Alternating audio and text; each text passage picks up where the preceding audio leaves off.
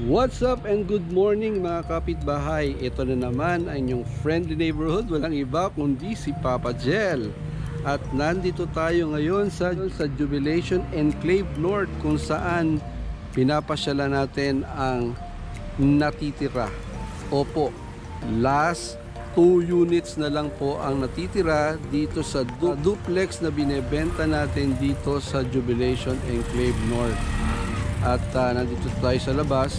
Medyo masama ang makulimlim ang panahon. Alam nyo naman, may habagat. Today is July 25.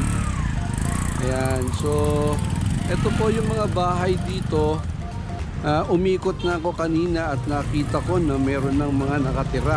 Kaya nakikita nyo, marami na nagdi-deliver ng kung ano-anong Lazada, Shopee, at kung ano-ano pa mga pagkain. Yan. Alright. So, maganda po. Grabe. Ang dahilan kung bakit kayo bibili dito, syempre number 1 na yung superior yung location. Grabe yung location nito. Na napapaligiran siya ng 3 major road network dito sa Binyan, Laguna. Syempre nangunguna na dyan yung South Luzon Expressway, which is mga 1 kilometer away. Yung Calax, ganun din, around 1 kilometer away. At yung Old National Highway is just siguro wala pang less than kilometer away. So nasa harap tayo ngayon ng bahay na binibenta natin, kung saan nakita nyo naman yung design, di ba? Very traditional pero modern looking traditional. Yan. At ang lote na pinag-uusapan natin dito is 93 square meters. Kaya kung ano yung nakikita nyo ngayon dito sa labas, yan na po yun. Meron ng walkway, cemented na po yung daan para dun sa lanay niya. At yan po yung design, no?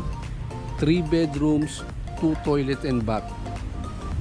So meron ng tanim na halaman. Okay, pasyalan natin yung gilid, no? Yung 93 square meters kung gaano kalaki. Basically, kung tutuusin mo, 2 sasakyan ng kasyang-kasya dito eh. Tapos may setback din doon sa harap, di ba? Eto na yung lanay. Ay, sarap niyan. Eto yung pangarap kong magkaroon ako eh. Tapos may 2 meters na setback dito sa likod. Meron kang dirty kitchen doon. Okay. So yan po yung exterior natin. Nakita nyo naman, ang ganda. Ibinebenta na po to kasi basically almost sold out na po yung mga unit na nabenta namin dito. Kaya 2 unit na lang po. Duplex po. So pasok na tayo. So as we enter, kulay blue na po yung motif dyan. Tapos meron mga railing ng bakal doon. Kita rito yung master's bedroom, no? Tapos may bintana dito. So as we enter, katok po tayo sa bahay na yari sa bakal. Tapos meron tayong lever type na doorknob. Tapos syempre pagpasok natin, eto na, bubungad na sa atin yung 60 by 60. Napakaganda po nung tiles na ginamit, premium, no? Yung merong parang kulay-kulay na gano'n, no? Okay, tapos mapapansin nyo rin na meron na pong appliances dito. Usually hindi po kasama yung mga kortina na yan, hindi po kasama yung mga chandelier na yan. Ngayon po kasama na. Okay? So kung ano man po makikita natin dito, itong mini table na to, kasama po yan. So eto na po yung pinaka living area nyo, no? Basically ang floor area natin is 55 square meters taas at baba. Basically tapos po itong kisame natin na meron ng design, ganyan na po yung turnover niyan. Okay? May kasama ng table and chair. Tapos eto nga yung lanay dito. Eto, ay gusto ko talaga pag may lanay eh. Imagine niyo kumakain kayo, 'di ba? Breakfast, lunch and dinner. And dito si mommy, si daddy, tsaka yung mga bata. Ang sarap ng may natural lighting na pumapasok habang kumakain kayo. Tas may bintana na nga doon, no? Ang daming bintana. So buksan mo lang, makakatipid ka na ng kuryente. Hindi mo na kailangang magbayad ng kuryente sa kasindi ng mga ilaw. Tapos po, eto na. Usually, yung mga pinapasok natin mga bahay, walang cabinet eh. Pero ito, built-in kasama. May rep ka na. meron ka ng kitchen sink na maayos. So, itong mga drawers na yan, lalagyan ng utensils mo, di ba? Meron ka ng cooking, electrical cooking range doon, saksakan, pintura na, nakapinturado na po. May TV ka na, tapos may mini, ka pa doon, patungan. Alright? So, maayos po. Alam niyo naman, pagka model unit, syempre ginagamitan natin ng mga premium materials yan para ma-impress yung ating clients eh. Alright? So, pakita ko lang sa inyo, ang ganda ng design nito, no? Yung sarado dito para dun sa hagdan nyo. Tapos, bago ka umakyat, makikita mo dito may shelves dito para sa mga books, sa yung mga decorative materials na gagamitin yan. Tapos, meron dito para doon sa mga dog and cat lover, pwedeng bahay ng mga aso yan, ng mga kaibigan nating mga doggies. Alright? Tapos, bago tayo makyat, pasukin natin yung toilet and bath nila dito sa baba. Basically, naka-tiles na tayo from floor to ceiling. Ang tiles niya na mataas. Tapos, syempre, again, premium po yung ginamit na tiles dito. Yung may mga design na gano'n, no? Tapos yun na, meron na rin salamin, no? Built-in na. Tapos may divider na rin dito na glass type para yung ampias ng tubig pag naliligo kayo, hindi na papasok dito. Okay, so hindi kayo masyadong mahihirapan. May tissue holder na doon, toilet bowl, tapos lavatory. Alright, so yan na po ang ating toilet. Excited na ako. Okay, guys, bago tayo makyat, iimbitahan ko lang kayo na i-like and subscribe. Siyempre, yung YouTube channel natin para mas marami po yung mga kababayan natin na makakapanood sa mga videos na ginagawa natin. Pero ito, special kasi, alam nyo na, last 2 units na lang. So, kaya pinilit ko kahit na masama yung panahon, pumunta tayo rito. Kasi alam ko may mga naghahanap sa inyo ng bahay na gusto kompleto, gusto meron ng appliances. Kung makakilala kayo, i-share nyo lang tong video na to And I also would like to invite everyone to subscribe siyempre doon sa channel natin para mas marami pang ma-reach. Alright, so akyat na tayo sa second floor para makita nyo na yung pinagmamalaki kong bahay dito sa Jubilation Enclave North na matatagpuan sa Jubilation New Binyan. Alam nyo naman, pag sinabi nating Jubilation New Binyan, ang sinasabi natin dyan, very talagang maganda yung location. Dahil alam nyo ba, konting lakad lang pakaliwa mula sa labas, Pavilion Mall na. Tapos meron ka ng Pure Gold dyan. Ang dami na, may Jollibee, may McDonald's dyan. Lahat ng kailangan nyo nandyan na. At few kilometers away, SM na, Robinsons na. Pagdating naman sa mga school, nandyan yung Perpetual sa Binyan, tas mga hospital, malapit din. Naku, napakaganda nung location talaga po nito. Alright, so akyat na tayo Pakita ko sa inyo bago tayo makyat yung quality ng hagdan, no? Siyempre, kahoy to. Tapos, kahoy sa concrete. Alam niyo na, pag nakakita na kayong ganyan, premium po yan. Alright? So, yan, no? Meron ng, mataas na bintana dito. So, pag naglalakad kayo, maliwanag. Okay? So, yan. Maganda yung hagdan, maganda yung pagkakagawa, no? Tapos, pag akyat natin, eto na, meron ng vinyl tiles dito na bubungad sa atin. Tapos may hallway tayo rito. Ang galing. Parang may privacy kagad kasi nakita nyo yung separation ng mga pintuan. Bago tayo pumasok, eto lang, pakita ko sa inyo yung kasama yung chandelier na yon. Tapos yung malaking bintana na yan na merong mahabang curtain.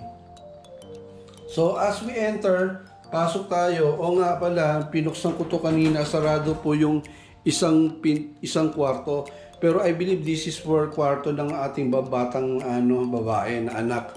Alright, so pasukin natin yung pangalawang kwarto. Eto na po, di ba? Wow! Sobrang ganda, kulay blue. So meron na siyang butas para in preparation for our aircon. Tapos dito na naman, di ba? Makita mo yan. Kung lalaki yung anak mo, imagine mo yung mga toys niya nakalagay dyan, tas books, yung mga school ano niya, gamit diyan ilalagay. So meron ng ano, ilaw na lampshade, tapos ito yung higaan niya. Okay? Tapos dito meron siyang mga decorative yung mga medals niya, diyan natin ilalagay yung mga malalaking pictures niya, yung mga achievement niya sa kanyang schools, pwede nating ilalagay diyan. Okay? Tapos ang maganda rito, meron na siyang built-in cabinet. Okay? So yung cabinet niya meron ding salamin. Kaya hindi na kayo mamumroblema, pwede niya na siyang gamitin yan para i-check yung kanyang itsura bago lumabas, di ba? So malaki po yung cabinet. Yan, pwede na magamit yan. Bibihira po yan sa mga bahay na binebenta natin, may built-in cabinet na. Alright, so without further ado, pasukin natin yung master's bedroom. Surprise! Wow! Ito po yung master's bedroom. Akalain nyo, no? 55 square meters pero kasyang-kasya po yung 3 kwarto. So, hindi kayo mabibitin kahit na medyo maliit or medyo malaki yung pamilya, kasyang-kasya kayo dito. So, si Sir, saka si Ma'am, dito na po sila hihiga. So, ang kagandahan, di ba? Parehong side, pwedeng bumaba dyan.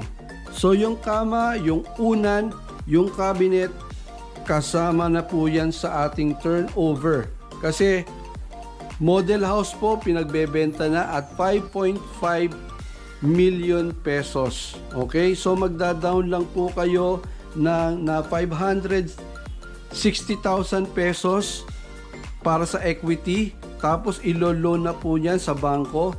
Okay na po. Yan. Napakaganda po ng location. At ang maganda, sa master's bedroom, may saksakan doon. Tapos, may access na rin po siya sa toilet. No? So, yan. Napaka-importante po. I cannot stress it enough. Yung toilet sa second floor, napakahalaga. Yung tipong, syempre, di ba, tulog ka, naiihi ka, diretso ka na sa CR. Tapos, di ba, pagpapasok ka sa mga office, at least nakaligo ka na rito para pagbaba mo, kain ka na lang, diretso na pasok. Okay? So, ang ganda lang ng design talaga ng toilet. Sana lang ganito talaga yung toilet ko sa bahay. Yung toilet bowl, naka-separate siya, may exclusive area siya dyan. Tapos dito, meron tayong area kung saan pwede tayong mag-prepare, yung mga towel natin, pwede tayong mag-toothbrush dyan, di ba? Magpa-beauty ng muka, di ba? Mag-shave si sir, ganon. Tapos dito meron ding lalagyan. Alright? So yan, ito po yung natin, yung CR natin. Okay? May shower na po siya dyan. Tapos meron ng separator din, katulad sa baba, na glass type. Para yung ampias ng tubig hindi pupunta rito. Nakita nyo naman, yung design ng natin, yung tiles from flooring to ceiling, kompleto, tapos may pin light na rin, tapos ayan, may shower na po tayo. Ito, nalagyan naman ng shampoo, mga sabon, di ba? Solid. Alright, tapos meron na ring salamin, di ba? Hello? May salamin na rin po siya. Yan. Alright, so there you have it. Na-tour ko na po kayo dito sa bahay. Dito sa Jubilation Enclave North. Yan, munti ko nang makalimutan. So guys, mamaya papakita ko sa inyo yung amenities dito. Basically, they have a swimming pool, meron silang clubhouse, may basketball court sila, tapos maganda yung community. Sobrang exclusive siya. Siyempre, pag sinabi yung Jubilation New Binyan, yung address, naku, parang, kumbaga, New Valley ang dating niyan. Malapit po sa mga commercial area, you don't have to worry. Kaya, guys, kung may kakilala kayo, kung hindi man ikaw, baka makikakilala ka na naghahanap ng bahay na gusto kompleto na, lilipat na lang sila. Ipasa mo na tong video nito, i-share mo to, baka sakaling magustuhan niya at sobrang magpapasalamat sa iyo si Papa Jan. Alright, with that, maraming salamat and I hope to see you soon in my future videos. Bye-bye! Okay, before we end, let's drive around the community para makita nyo rin yung existing na mga nakatira doon. Ayan na po, marami na pong nakatira. So, may makita kayo, may mga sasakyan dyan. Some are nakapark sa labas, pero yung iba naman nakapark din sa doon sa talagang parking area nila designated. So mapapansin nyo rin na meron na rin po tayong mga nagbakod na dyan, kanya-kanyang mga homeowners, nag-extend na rin sila. At yun, hindi naman mahigpit sa kanila sa design. So far, mga nakita ko kahit na iba-iba yung design ng kanilang bakod, okay lang naman.